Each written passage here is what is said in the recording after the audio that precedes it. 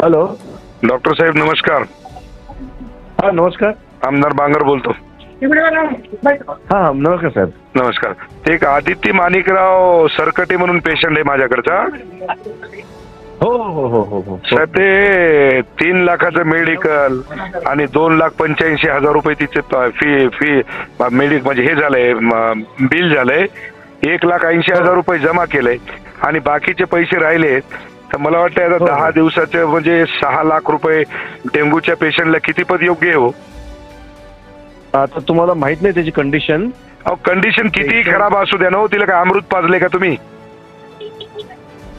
10 दिवसाचे 6 लाख रुपये कशाला म्हणतात तुम्ही? ना त्यांचा भाऊ डॉक्टर आहे एक. दादा मला सगळीच कल्पना आहे. माझा भाऊ MBBS MD आहे. त्यांना ना इम्युनोग्लोबुलिन नावाचं एक इंजेक्शन द्यावं लागलं. 3,05,000 रुपये आम्ही मेडिकलचे दिले साहेब. नाही नाही आपला गैरसमज होतोय. काही गैरसमज नाही, पूर्ण बिलिंग आहे माझ्याकडे.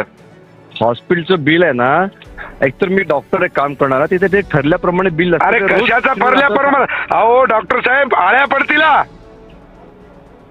आलं का लक्षात? असे गोरगरीब लोकांना लुटू नका.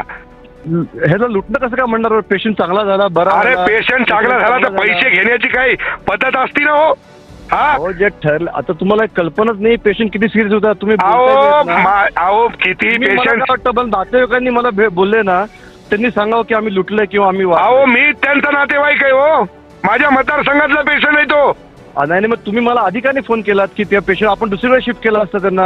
अहो कुणीकडे पेशंटला शिफ्ट केलं असतं, पण ही पद्धत आहे का? अहो त्यावेळेस दुःखाची घटना येते ना, त्यावेळेस माणूस अंगावरचं सगळं. तुमचं म्हणणं काय आहे? माझं म्हणणं एवढंच आहे की ते बाकीचे जे पैसे येतात ते घेऊ नका.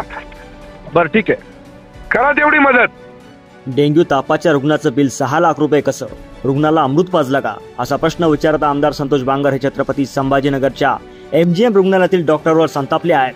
डॉक्टरांशी झालेल्या संभाषणाची बांगर यांची ऑडिओ क्लिप व्हायरल झाली आहे. डेंग्यू झालेल्या रुग्णाकडून 6 लाख घेणं कितपत योग्य आहे? रुग्णाची कंडिशन खराब आहे असं तुम्ही म्हणता.